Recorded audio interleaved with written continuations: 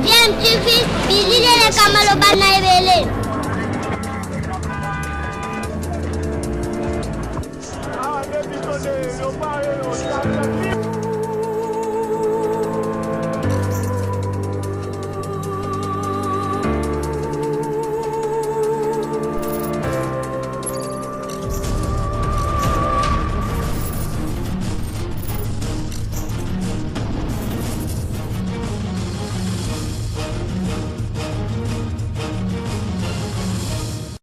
tu veux toujours un enfant. Bozolanda DMTV, chaîne YouTube Nabino, oyo joie habitude ya ko memela bino ba sujet d'actualité ou to analysaka to réfléchissaka sur yango na metali mboka na biso. Bonjour Nabino nyonso sika oyo bozwami to lingi susu to réfléchir un peu sur sujet moko tozo proposer bino tout à l'heure, mais avant boye ba ndenge to joie habitude ya osalango que maladie ya coronavirus esilité ezali kaka. Et petit à petit, to komi koluka ko vivre nango, mais en vivant avec cette maladie, esengeli na biso to adopter attitude moto comportement moko responsable en compte sur barrière parce que soko zui yango eke ba complication et sali yo ko kipe ko perdre vie na yo. Prévention et lekinyo sopo yango ezali le seul moyen efficace pour lutter contre maladie oyo. Ba proposition de loi ya Minako oyo izo la polémique makasi. D'ailleurs, chef de l'État na message na yo adressé ki na nation à zanga kite ko sala allusion nango chef de l'État lobaki akozala prêté ya ko ndima ba réforme ya justice ou uzana tendance ya ko mema justice justement na dépendance au les cas la na indépendance webi que UDPS et bunda notamment pona que mboka ekoka kokoma na état de droit et donc chef de l'État actuel na état d'esprit na ye akokite ko finalement ko ndima que bamibe comme sous et diminuer pouvoir judiciaire notamment pouvoir ya ba parquet parce que kuna penzande makambo bandaka instruction makambo bandaka avant bakoka ko fixer ba affaire et pas juge moko songolo pour que akoka ko landelango na nzela ya procès et donc polémique eleki makasi ebele balobi ba estimer que ba proposition de loi oya mina coupé à Garissa Kate Zali notamment pour bloquer le chef de l'État, pour empêcher le chef de l'État à Kokakosala Moussala Naye Bo Elongobani. Alors, initiateur, il y a proposition de loi Wana Oyo Nangonga Oyo Tozali pour apprendre que député, il y a FCC, décider finalement, suspendre momentanément examen. Il y a 3 propositions. Il y a Mina Coupé à Sakata Oyo, qui sous examen déjà dans la commission politique administrative et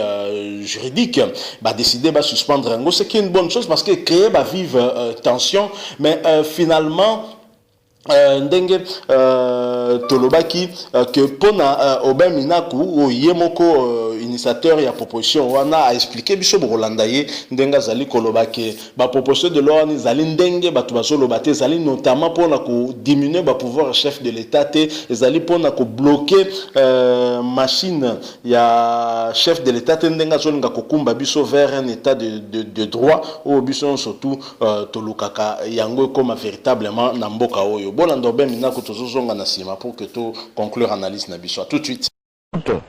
Parce qu'il y a des gens qui sont malades, très malades. Tout ça, il doit être pour nous gêner, pour bloquer nos konzamboka. Oui, en tout cas, ça présente maman. Non, on est pouvoir déjà que Azo Kamba dans contexte moins difficile et qu'il y a la majorité parlementaire. Mon candidat Congo est toujours dans un contexte difficile. Non, Bino quand même, en 2006-2011, mon Konzamboka a géré la majorité. Moi, c'est lui. Là, par exemple, pour tenir le dossier à Camer. Oui. Dossier à Camer est dossier à 100 jours. Je préfère si tu parles de 100 jours. Pas citer les noms. Parce que Camer a besoin d'un lien. Ma casse sur le plan professionnel, hein, de opposition, de cash, de présidence, non, il y a de famille politique, et puis bon, c'est ça la vie. Vous allez bosser ensemble. Oui. Alors, dossier à 100 jours, origine de moi, Maman Sylvie. Ils ont mis injonction à ministre sur instruction du président de la République, dans le Conseil des ministres, il y a peu de 4 mois, dans le Conseil des ministres, Balobi, bon, 100 jours, c'était une vision immédiate à court terme à président de la République. Bon. Mais il y a une évaluation. Bon, le président de la République a savoir qui tourne un peu partout, à Monaki, a eu décision, va débattre dans le Conseil des ministres, va passer vice-premier ministre de la justice instruction. Et après ça, la injonction dans le parquet général pour qu'il y ait des enquêtes sur l'utilisation à bas fond il y a 100 jours. Okay. Vous comprenez? Donc, nous appelle ça ministre de la justice injonction. Pouvoir on les a déjà. Et le besoin du ministre de la justice a la capacité à constater que tel magistrat a sali mabé.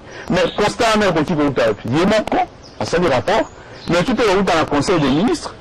Mais c'est non, monsieur, le VPN vérifie là-bas, dans le banc déjà constaté. Le dossier de 100 jours. Donc, voilà. Voilà une preuve. Vital Kamerhe à Kangama, tout a été dossier où tu as ancienne famille politique. Dossier et où tu as le conseil des ministres. Hein? Conseil des ministres, il y a 3 ou 4 mois, je n'ai plus. Autant le ministre de la justice, tout le membre de notre gouvernement. Le premier ministre est mort.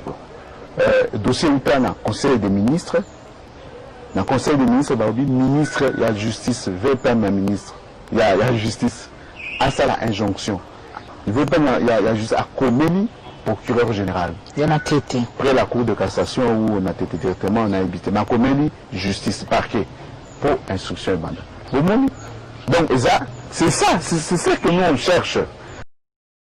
Alors voilà, Boti Kolandawana Aubin Mina Kondenga s'exprimer par rapport à 3 propositions de loi. Oyo Yena Gary Sakata Basali, notamment au Batubele Bazo estimé qu'ils allaient renforcer le pouvoir il y a ministre, il y a justice, peut qu'on diminue la prérogative il y a chef de l'État et même il y a conseil supérieur, il y a magistrature. Mais je vous rappelle que Nangongo Touza Kosolola, l'Assemblée, au niveau Assemblée nationale, député FCC va décider de suspendre momentanément examen. Il y a 3 propositions. Il y a Minaku, il y a Gary Sakata, où ils ont sous-examen la commission politique, administrative et juridique PAJ.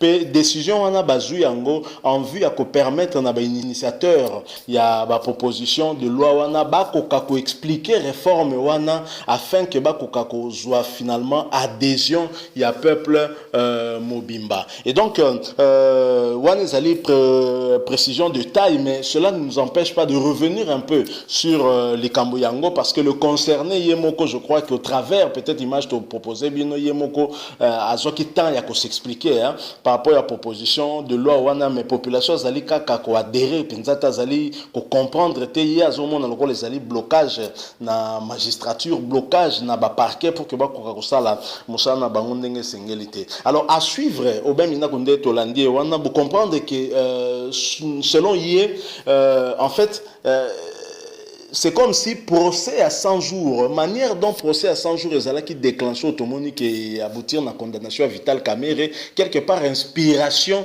na bango utaki pewana parce que lobby ango, le ministre de la Justice a donné injonction na parquet pour que ba ouvrir justement enquête ou conduire même na procès ba condamner Vital Kamerhe na 20 ans de travaux forcés, le Libanais Sami Jamal ainsi que le chargé d'import-export de la présidence Jano Mouyima. Et donc pour au même pouvoir d'injonction et d'ailleurs on aspect on est allé vrai c'est même constitutionnel les allés même na bamibe qu'on a biso les allés que le ministre de tutelle, donc ministre de la Justice, a coquille ko sala ba injonction, mais au babengi ba injonction positive, mais jamais injonction moko négative. Par exemple, enquête ezali ko sala moyo ba no sursoir non enquête wana injonction négative. Wana mibe ko pesié makoki wana te selon ba mina ko bango ba yepete pour que ba ko pesa e ba genre ya ba mibe ko wana ilingi ko ba ke injonction positive wana ministre sala ki yango déjà à la demande ya gouvernement lors du conseil conseil des ministres présidé d'ailleurs par le chef de l'État Félix Antoine Tshisekedi Tshilombo. Et donc ezali eloko ya sikate pona ye bango bazali kosala ezali au contraire ko rencontrer justement vewana chef de l'État ya komona état de droit et koka ko vanda boyebi ke na FCC bato mayele baza mingi ba officine na bango travail ka penza makasi donc bango bako dribbler yo keba na maloba oza ko yoka wana. Mais quand même s'il est vrai que na kati ya ba proposition de loi wana o ya lobi ezali nango pe vrai, mais il est aussi vrai que sur le plan net il y a ba sanction nenga za koloba wana loko ezali ko bangisa ezali finalement que ministre de la justice puisque ezali na possibilité ya ko initier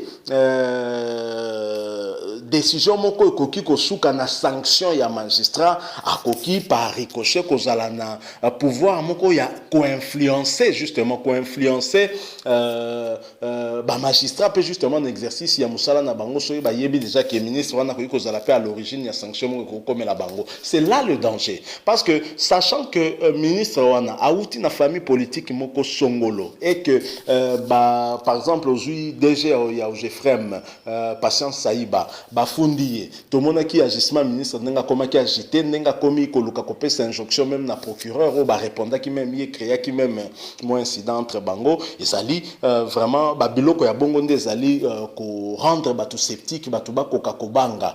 Mais na évolution makambo ndenge ekomi siko ndenge toti ko apprendre que finalement ba sursoir momentanément examen de ces trois propositions. Moi je pense que peut-être que ba deux leaders il y a FCC na cache peut-être ba sololi et finalement ba décider ba tiana c'est parce que ba proposition ne s'avérait finalement plus dangereuse que salvatrice hein, pour un peuple congolais. Et donc Sengeli ko boka nyonso peut-être pas mais ko landela yango ko élaguer ba disposition o ezali ko mettre mal à l'aise indépendance et justice ou ko mettre mal à l'aise justement population peut tout mettre mal à l'aise par exemple pardon le chef de l'État par exemple ba élaguer yango en ce moment là sikoyo et ko continuer nango na ba disposition o ezali tout à fait totalement d'intérêt à peuple sans arrière-pensée parce que problème ezali pe beaucoup plus que uta nesiko wana. Nous espérons que suspension o ba commettre yango effectivement à profit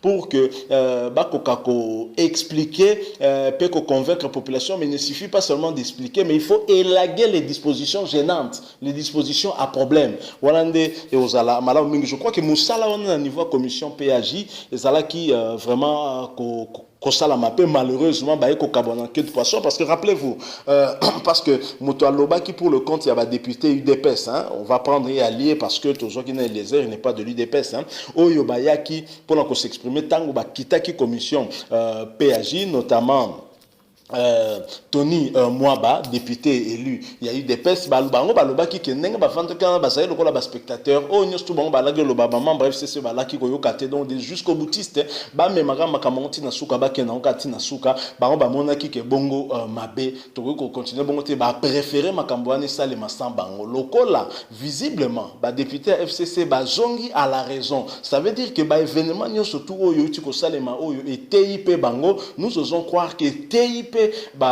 tu ya cash pour que finalement ensemble bakoka trouver ba compromis. Et d'ailleurs na cadre ya coalition FCC cash et loko est révélé na biso lisusu qu'il y a absence de dialogue actuellement entre bango bazo solo la te ya wana biloko boeza pondu et ko bimela batu comme un cheveu dans la soupe pe et créer ba réaction batu ba bimina balabala. Heureusement que cette fois-ci la police a été plus que sage et il n'y a pas eu mort d'homme mais à déplorer acte à vandalisme dont beaucoup ont été victimes d'ailleurs proche hein, ou cadre il y a parti au PPRD tout le bagage ya FCC en général. Voilà les solo tonga to bete la bino to komi nasuka nango. Si vous avez aimé botika la biso like mon commentaire na bino pe ko sala bien mingi pour na biso et surtout n'oubliez pas hein, abonnez-vous sur cette chaîne DMTV et cliquez na petite cloche de notification est juste à côté bokozanga te kozwa prochaine notification sur